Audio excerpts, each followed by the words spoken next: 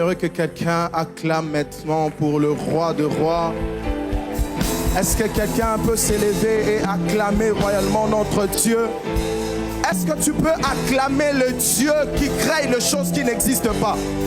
Oh, je pensais que tu allais encore pousser de cris de joie. Parce que notre Dieu est présent en ces lieux. Est-ce qu'on peut faire offrir à Dieu des acclamations qui sont proportionnelles à sa grandeur? Est-ce que tu peux offrir à Dieu des acclamations qui sont proportionnelles à sa bonté dans ta vie? La Bible déclare chaque matin, il renouvelle sa bonté, chaque soir sa fidélité. Est-ce que tu peux pousser de cris de joie? Alléluia. Alléluia. Alléluia. J'aimerais entendre un amen d'un jeune. Alléluia. Un amen très fort. Alléluia. Merci beaucoup. Merci la chorale. Alors, merci. Vous pouvez prendre place. Je bénis notre Dieu pour sa grâce, pour sa fidélité. Vous savez que c'est pas facile lorsque on te dit que tu dois apporter la parole, parce qu'au-delà d'être une opportunité, c'est une responsabilité. Alors, je sais que je ne suis pas meilleur que plusieurs personnes, mais j'ai juste trouvé grâce aux yeux de Dieu, raison pour laquelle je suis là au-devant de vous. Et je rends grâce à notre Seigneur. Je rends aussi grâce à Dieu pour mes responsables, le président Kim et les cordons Sam. Merci pour l'encadrement. C'est très difficile de vivre avec des personnes comme eux, parce que tout le temps, ils nous stressent, des appels, des notes vocales. Mais quand même, ça nous forge dans l'œuvre de Dieu. Ce qui est important, c'est que malgré parfois leur pression, ça nous aide à construire ce qui est au-dedans de nous. En tout cas, que Dieu vous bénisse abondamment pour cet encadrement.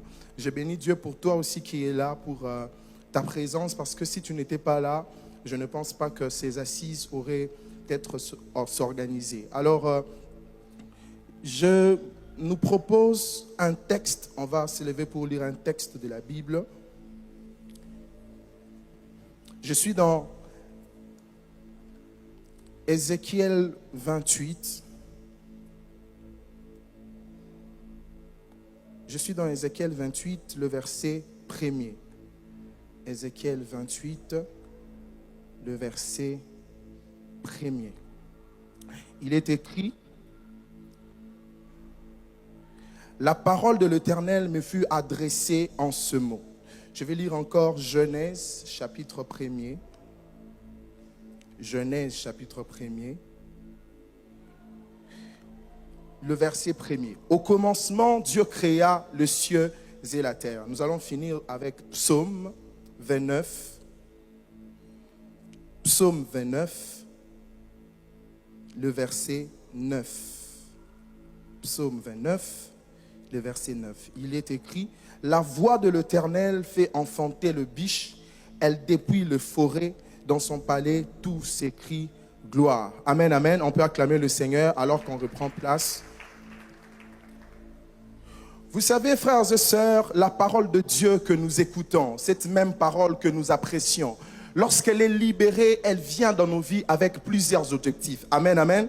Lorsque la parole de Dieu est libérée dans nos vies, elle vient avec plusieurs objectifs. Elle accomplit plusieurs choses. Et la première des choses que j'aimerais nous expliquer ce soir, c'est que lorsque la parole de Dieu vient dans nos vies, la première des choses, c'est que la parole de Dieu nous sanctifie. Alléluia. La Bible déclare dans 1 Timothée 4, 5 que tout est sanctifié par la parole et par la prière. Lorsque la Bible dit que tout est sanctifié par la parole, cela veut dire que la parole de Dieu est capable de t'enlever dans la masse et te placer dans un coin pour l'intérêt du royaume. Elle est capable de te séparer du mal et te rendre utile pour le service du Seigneur afin d'accomplir le dessein de Dieu. Frères et sœurs, il n'est pas seulement important de nous dire que tu es enfant de Dieu pour qu'on croie que tu as été mis à part. Au-delà de nous dire que tu es enfant de Dieu, tu dois dans ta vie te mettre à part, c'est-à-dire mener ta vie selon cette parole qui seront comme une preuve que tu as reçu Jésus. Alléluia. Il ne suffit pas seulement que tu nous dises que tu es appelé à servir Dieu. Il ne suffit pas seulement que tu nous dises que tu es chrétien, que tu as donné ta vie à Jésus-Christ. Au-delà de donner ta vie à Jésus-Christ, tu devras normalement marcher selon la parole de Dieu. Et je prie ce soir que tout celui qui ne marche pas encore selon la parole de Dieu, que la parole de Dieu le sanctifie au nom de Jésus-Christ. Frères et sœurs, vous savez, la parole de Dieu est précieuse pour nous, pas seulement lorsqu'elle dit de choses qui sont conformes à nos attentes. La parole de Dieu, elle demeure précieuse, même lorsqu'elle nous dit de choses qui ne sont pas conformes à nos attentes. Amen, amen.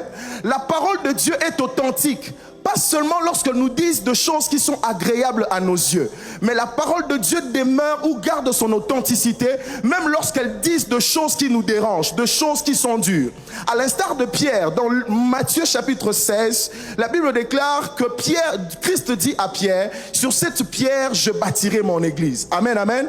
Pourquoi Christ libère cette parole? Ce sont des bonnes paroles, de paroles qui étaient agréables aux oreilles de Pierre. Tout simplement parce que Pierre avait reçu la révélation de qui était Jésus. Mais plus tard dans le verset 23, on voit la même personne qui a libéré des paroles agréables à Pierre lui dire, arrière de moi Satan. Écoutez, la parole de Dieu n'a pas perdu son authenticité parce qu'elle a libéré de choses qui sont dures pour Pierre. Même lorsqu'elle libère de choses qui ne correspondent pas à nos attentes, elle demeure toujours la parole de Dieu. Et ce soir, je prie que cette parole te sanctifie ce soir. Je prie que cette parole te mette à part pour l'intérêt du royaume. Donne-moi un amen et puis j'avance.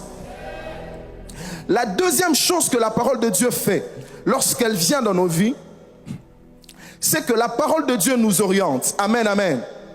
La parole de Dieu nous oriente. La parole de Dieu nous montre le chemin. La parole de Dieu nous conduit. La parole de Dieu nous montre le chemin. Elle nous oriente, elle nous guide. La Bible déclare dans Psaume 119 que ta parole est une lampe à mes pieds et une lumière sur mon sentier. Écoutez, lorsqu'on parle que la parole est une lampe à mes pieds, cela veut dire que même si je marche et que je ne sais pas me conduire, la parole de Dieu me conduit. Même lorsque je marche, dans ma marche de tout le jour, je ne connais pas le chemin, cette même parole est capable de m'orienter, est capable de me conduire, est capable de me donner la force pour que je marche. Alléluia. Et la Bible dit, sa parole n'est pas seulement une lampe à mes pieds, mais elle est aussi une lumière sur mon sentier. Cela veut dire que même si dans le moment présent, je suis en train de vivre de choses compliquées dans ma vie, la parole de Dieu est capable d'éclairer mon avenir. Alléluia. Même si dans ma marche de tout le jour, je suis en train de souffrir, même si je marche dans la vallée de l'ombre et de la mort, même si dans ma marche de tout le jour, je vois des choses, c'est compliqué dans ma vie, le fait pour moi de vivre la souffrance n'enlève pas la garantie de mon avenir. Et ce qui garantit mon avenir, c'est la parole de Dieu. Alléluia. Et je prie ce soir pour tout celui qui est dans la souffrance, pour tout celui qui passe par des moments difficiles, que la parole de Dieu te rencontre et éclaire ton avenir. Vous savez, Dieu dit dans sa parole, je connais le projet que je formais pour vous. Ce que j'aime avec Dieu, c'est que lorsqu'il était en train de former ses projets pour nous, le diable n'était pas présent. Lorsque Dieu était en train de former des projets pour nous, nous-mêmes aussi nous n'étions pas présents. Il peut y arriver que tu oublies les promesses de Dieu dans ta vie. Mais laisse-moi te dire ce soir, le fait pour toi d'oublier les promesses de Dieu dans ta vie n'empêchera pas à Dieu de se rappeler de ses promesses dans ta vie. Je prie dans le nom de Jésus-Christ que tout celui qui avait oublié les promesses de Dieu dans sa vie, que Dieu lui rappelle ses promesses et que Dieu accomplit ses promesses au nom de Jésus-Christ. Alléluia. Vous savez, frères et sœurs, plusieurs personnes dans la vie échouent. Non seulement parce qu'ils manquent de détermination. Plusieurs personnes échouent dans la vie, non seulement parce qu'ils ne sont pas intelligents. Plusieurs personnes échouent dans la vie, tout simplement parce qu'ils ont été mal orientés. Il y a plusieurs personnes qui se sont retrouvées en train de faire des choses qu'ils ne devraient pas faire. D'autres personnes en train d'être dans des relations qu'ils ne devraient pas être. Plusieurs personnes se sont retrouvées même dans des facultés qu'ils ne devraient pas faire, dans des domaines des affaires qu'ils ne devraient pas faire. C'est pour cela, il est plus important d'être conduit par le Saint-Esprit, d'être conduit par la parole de Dieu, parce que la Bible dit, la parole de Dieu est une lampe à nos pieds. Cela veut dire, même lorsque nous sommes dans la vallée de la confusion, même lorsque la vallée de la confusion, la vallée de la confusion est en train de nous engloutir, la parole de Dieu nous donne un issue de secours. Je prie pour tout celui qui est dérangé, tout celui qui est dans la confusion, tout celui qui ne voit pas le chemin, que la parole de Dieu devienne ton chemin au nom de Jésus-Christ. Frères et sœurs, lorsque Israël était sur le point de quitter l'Égypte, Dieu dit qu'il fera quitter Israël de l'esclavage de l'Égypte pour leur amener dans la terre promise, n'est-ce pas? Alors, Dieu connaissait la terre promise. Israël ne connaissait pas la terre promise. Israël connaissait l'Égypte, mais Israël ne connaissait pas la terre promise. La seule personne qui connaissait la terre promise, c'est Dieu, n'est-ce pas? Israël connaissait le point de départ, mais Israël ne connaissait pas le point d'arrivée. Israël connaissait le point de départ, mais Israël ne connaissait pas la finalité. Alléluia. Et Dieu va devenir comme celui qui leur montre le chemin. Il va devenir comme celui qui leur conduise vers cette terre promise. Pourquoi? Parce qu'Israël ne connaissait pas le chemin. La Bible déclare, le jour il marchait devant eux comme une nuée, et le soir comme la nuit comme une colonne de feu. Pourquoi? Pour leur montrer un chemin. Mais ils arrivèrent devant la mer Rouge. Dis avec moi la mer Rouge. Ils arrivèrent devant la mer Rouge. La route est bloquée. Israël se sont stoppés. Israël se sont limités. Israël se sont embrouillés. Israël est sur le point de succomber. Pourquoi? Parce que le même Dieu qui était en train de leur conduire,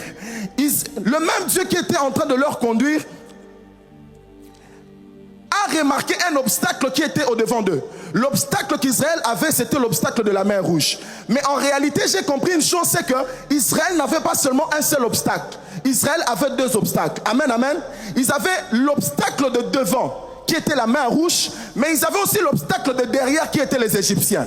Cela veut dire ceci: Israël ne pouvait pas avancer parce qu'il n'y avait pas de chemin. Israël ne pouvait pas aussi retourner derrière parce que les Égyptiens vont le faire périr. Mais ce que j'aime avec Dieu, la parole de Dieu est multidimensionnelle. Cela veut dire qu'elle peut jouer plusieurs rôles dans la vie de quelqu'un. Il suffit juste qu'elle identifie le problème et qu'elle prenne la forme de la solution qu'elle veut apporter dans la vie de quelqu'un. Aïe, aïe, aïe, aïe, aïe. Et comme Dieu devait résoudre ces problèmes, la Bible déclare que Dieu a frayé le chemin. C'est-à-dire, il a résolu le problème de devant en frayant le chemin pour Israël. Je pensais que Dieu allait se limiter là. Il a aussi résolu le problème de derrière. Il a aussi résolu le problème de derrière en devenant celui qui combat pour Israël et lui accorde la solution. Je prie dans le nom de Jésus que tout celui qui ne voyait pas le chemin, que tout celui qui était bloqué, que la parole de Dieu fraye le chemin dans sa vie. Je pensais que tu allais dire amen. Je prie pour tout celui qui ne voit plus clair dans sa marche, que la parole de Dieu fraye le chemin, que la parole de Dieu fraye le chemin. Toi qui avais commencé avec l'université, mais aujourd'hui tu ne sais pas si tu dois finir les études, parce qu'avant tu avais les frais académiques, mais maintenant tu n'as plus les frais académiques. Le même Dieu qui a permis à ce que tu entres dans cette université, c'est le même Dieu qui permettra à ce que tu finisses tes études. Je prie dans le nom de Jésus que Dieu devienne ton chemin, même là où il n'y aura pas de chemin, que Dieu fraye le chemin. Que quelqu'un me donne un bon amen. Vous savez, frères et sœurs, lorsque Dieu voulait entrer en action au commencement de toutes choses, Dieu a utilisé deux langages. Dis avec moi, deux langages. Dieu a utilisé deux langages. Le premier langage que Dieu a utilisé, c'était le langage de la création. La Bible dit au commencement, Dieu créa les cieux de la terre. La première fois où on voit Dieu se mettre en action, c'était pour parler. La Bible dit, Dieu était en train de parler et les choses qui n'existaient pas commençaient à exister. Amen, amen. Et le deuxième langage que Dieu a utilisé, après celui de la création, Dieu a utilisé le langage de la bénédiction. Dis avec moi la bénédiction. La Bible dit, après avoir créé Adam et Ève, Dieu le bénit en disant, soyez féconds et multipliez-vous. Pourquoi? Parce que le langage de la bénédiction devrait conduire Adam et Ève. Amen, amen. Même lorsque Dieu a fait venir le déluge, il a voulu détruire la terre par le déluge. Dieu a préservé 8 personnes. Le chiffre 8 dans la Bible, c'est le chiffre du nouveau départ. Dieu a préservé Noé et sa famille. Ils étaient au nombre de 8. Et comme comme la terre était sur le point de vivre un nouveau départ, Dieu s'est rappelé du même principe qu'il avait fait en Éden. C'est-à-dire le principe de la bénédiction, le langage de la bénédiction. La Bible dit Dieu bénit Noé et sa famille. Pourquoi? Parce que lorsque Dieu se décide de te bénir, c'est pour te donner le feu vert pour que tout ce que tu seras en train de faire puisse marcher. Donne-moi un amen et puis je te parle. Vous savez, lorsque Dieu veut bénir quelqu'un, Dieu ne lui donne pas les richesses. Lorsque Dieu veut bénir quelqu'un, Dieu ne lui donne pas les millions. Lorsque Dieu veut bénir quelqu'un, Dieu libère une parole. Et cette parole va faire en sorte que cette personne puisse vivre une saison de bénédiction dans sa vie. La Bible déclare dans Genèse chapitre 26 qu'Israël devrait se rendre en Égypte comme ce fut le cas avec son père. Mais Dieu va lui dire, reste à Guérar et je te bénirai. Remarquez avec moi, Dieu n'a pas remis à Israël l'argent. Dieu n'a pas remis à Isaac plutôt. Dieu n'a pas remis à Isaac l'argent. Dieu n'a pas remis à Isaac les millions. Mais Dieu a libéré une parole sur Israël et sur Isaac. Et cette parole a mené une saison d'abondance dans la vie d'Isaac. Même dans un pays où la sécheresse était en train de régner, lorsque Dieu a libéré une parole sur Isaac, la saison de l'abondance a commencé. J'aimerais dire à quelqu'un, lorsque Dieu libère une parole de bénédiction pour toi, même si dans ton environnement la sécheresse règne, l'abondance peut commencer par toi. Je pensais que tu allais dire amen. En réalité, la parole de Dieu cache le mot de passe qui ouvre toute saison d'abondance dans la vie de quelqu'un. Alléluia. La Bible dit ceci: Pierre pêcha toute la nuit sans avoir le poisson. Vous savez pourquoi? Parce que la saison de l'abondance de poissons était verrouillée. C'est-à-dire il ne pouvait pas pêcher les poissons tout simplement parce que la saison de poissons était verrouillée. Mais Pierre dit sur ta parole, c'est-à-dire le mot de passe qui déverrouille toute saison d'abondance dans la vie de quelqu'un, c'est caché derrière la parole de Dieu. Je suis en train de voir Dieu déverrouiller la vie de quelqu'un, déverrouiller tous les domaines de la vie de quelqu'un à cause de sa parole. Je suis en train de voir quelqu'un qui était bloqué dans le processus dans son mariage. Dieu déverrouillait ce processus à cause de sa parole. Tu me donnes un bon amen et puis j'avance. Je prie dans le nom de Jésus que tout celui qui se sentait bloqué, que tout celui qui était dans la sécheresse, la parole de Dieu qui est libérée ce soir n'est pas seulement une parole qui nous sanctifie, mais elle est aussi une parole qui nous bénit. Que la bénédiction de Dieu soit ton partage. Que la bénédiction de Dieu soit ton partage. Que la bénédiction de Dieu soit ton partage. Donne-moi un amen. Est-ce qu'on peut acclamer fortement le Seigneur? Est-ce qu'on peut acclamer fortement le Seigneur?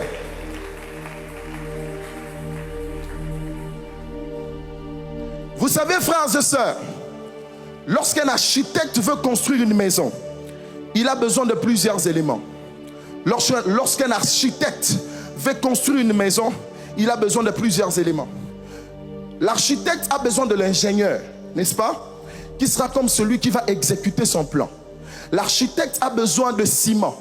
L'architecte a besoin de briques. L'architecte a besoin de maçons. L'architecte a besoin même de la terre, du terrain. Parce que s'il n'y a pas de terrain, il ne pourra pas construire. Mais notre Dieu qui est l'architecte par excellence, lorsqu'il veut construire la vie de quelqu'un, lorsqu'il veut créer des choses qui n'existaient pas dans la vie de quelqu'un, la seule matière que Dieu utilise, c'est sa parole. Au commencement de toutes choses, la Bible dit que Dieu dit et la chose arrive. Dieu a créé tout par la parole. Cela veut dire que la parole avait la capacité de créer des choses qui n'existaient pas dans la vie de quelqu'un. Si cette parole avait la capacité de créer l'univers, je déclare dans le nom de Jésus que cette parole crée des choses qui n'existaient pas dans ta vie. Je déclare que la parole crée le travail qui n'existait pas dans ta vie. Je déclare que la parole crée la promotion qui n'existait pas dans ta vie. Je déclare que la parole crée une saison d'abondance dans ta vie au nom puissant de Jésus-Christ. Et vous savez, Dieu peut partir de rien pour créer. Mais ce que j'aime avec Dieu, au-delà de partir de rien pour créer, il peut aussi partir de ce qui existait déjà pour faire sortir ce qui n'existait pas. La Bible déclare, Dieu a créé le ciel. Le ciel est venu de nulle part. La terre est venue de nulle part. C'est-à-dire, il est parti de rien pour créer. Mais Dieu a créé aussi Adam. Mais la Bible dit qu'Adam était tiré de la terre. Dieu s'est servi de ce qui existait déjà afin de sortir ce qui n'existait pas. Je suis en train de voir dans le travail de quelqu'un une promotion promotion sortir. Je vois Dieu se servir du travail de quelqu'un pour sortir une promotion. Je suis en train de voir Dieu se servir du passeport de quelqu'un pour faire sortir un voyage. Tu me donnes un bon amen. Cela s'attache à ta vie. Je déclare dans le nom de Jésus que Dieu crée des choses à partir de ce qui existait déjà. Dis-moi ce qui existe déjà dans ta vie et je te dirai ce que Dieu peut créer à partir de ce qui existe déjà. Je déclare dans le nom de Jésus que Dieu crée des choses à partir de ce qui existe déjà. Mais vous savez, frères et sœurs, au-delà de créer l'homme à partir de la terre, au-delà de faire sortir une nouvelle créature à partir de ce qui existe déjà, ce que j'aime avec l'homme. Amen, amen. Donne-moi un amen et puis je t'explique. Ce que j'aime avec l'homme, l'homme n'est pas seulement une nouvelle créature qui est venue de la terre, mais l'homme aussi est une version améliorée de la terre.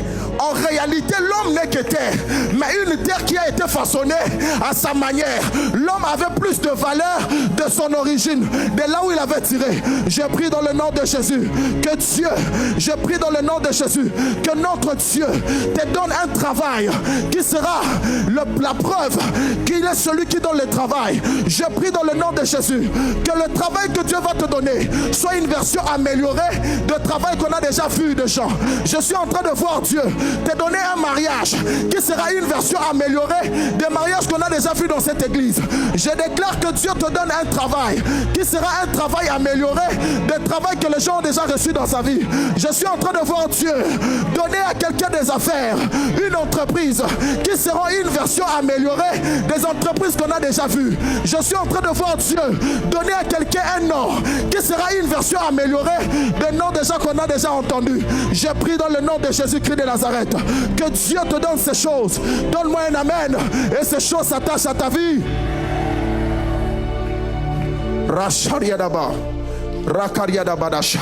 J'ai besoin de deux frères.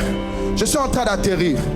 Rasuri di Kariaba, Rokashubra Dalaka, Ratala Mariada, Rekarabakasha. Vous savez, frères et sœurs, lorsqu'une femme reçoit la semence, il y a une durée précise au cours de laquelle elle doit enfanter cette semence, n'est-ce pas? Pour une femme, c'est combien?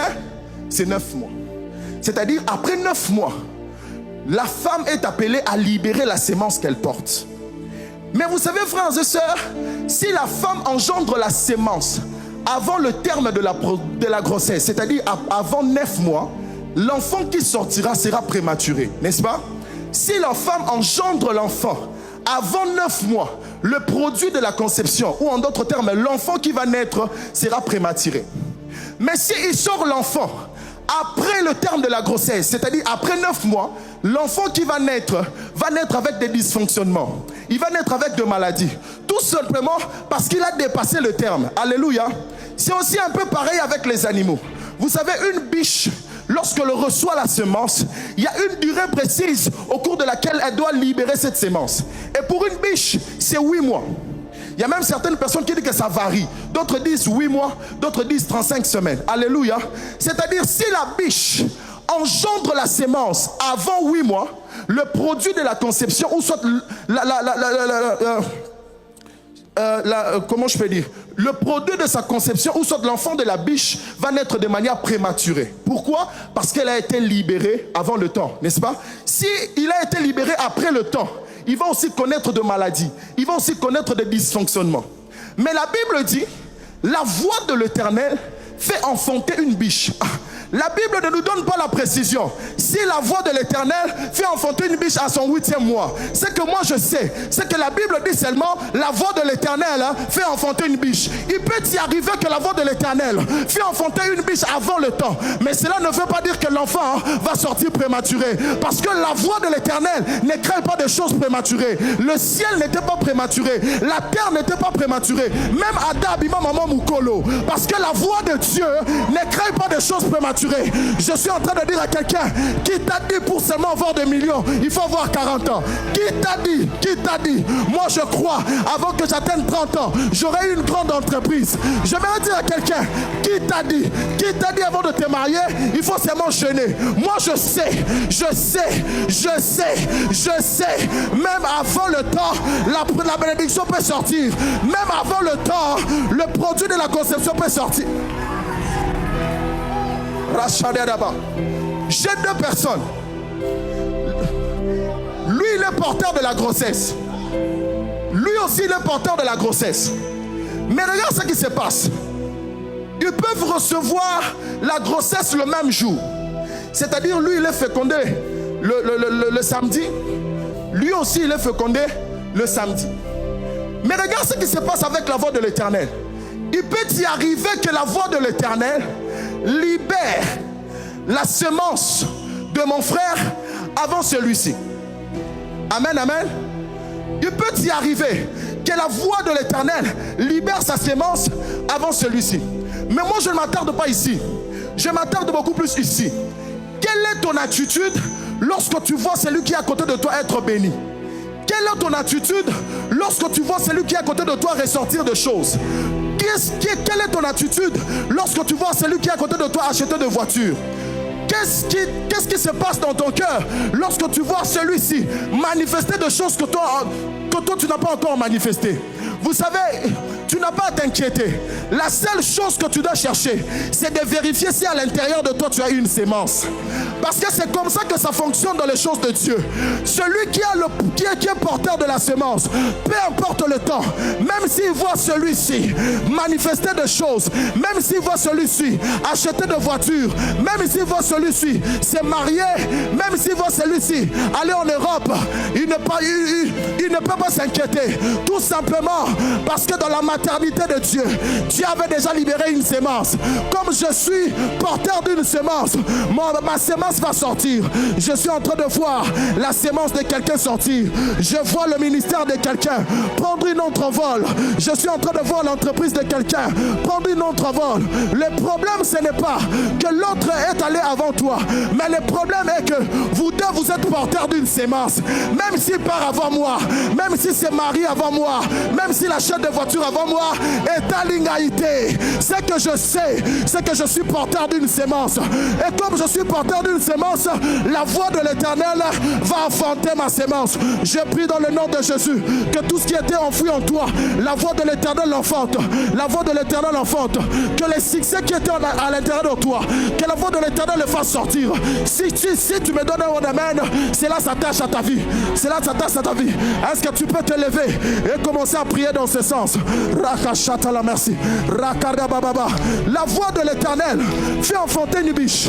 Tu as des choses que tu dois enfanter. Tu as des choses que tu dois enfanter. Est-ce que tu peux prier? Est-ce que tu peux prier? Est-ce que tu peux prier? Est-ce que tu peux prier? Rachata la laba, rakarababa, marata la laba, rakarabaka, rikerebekesha, rata la mariadaba, mareke seteleleka, erababababa. Est-ce que celui qui est porteur d'une semence peut commencer à parler à Dieu? Richetele mariadaba, rakariadakabaka, reseteleleka, resoredeleka, risariada bababa, rosaniria bababa.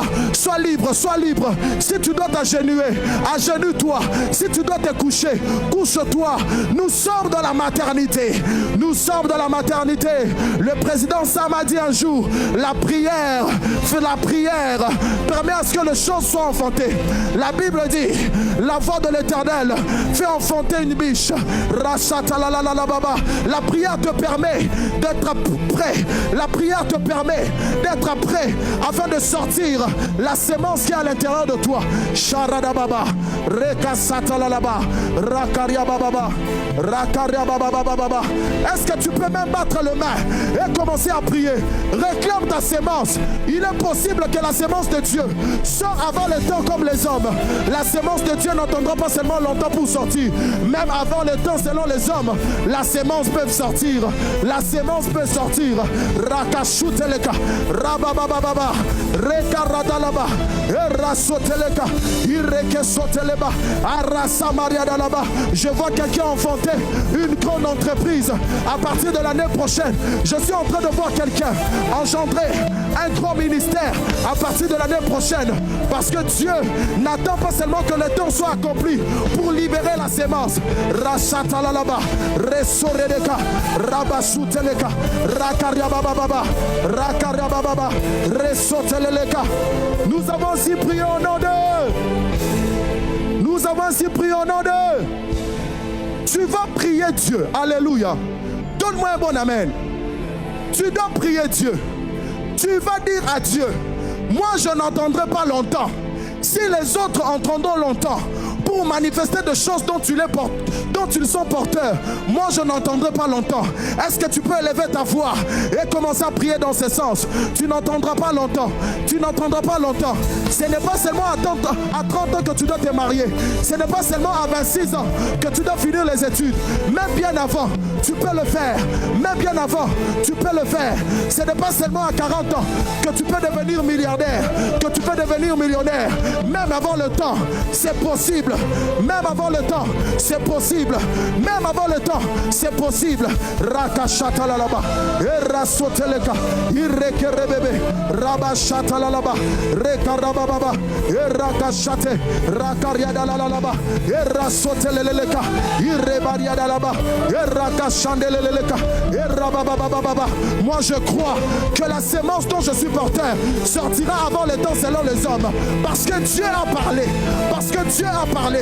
Parce que Dieu a parlé. Parce que Dieu a parlé. Shariada bababa.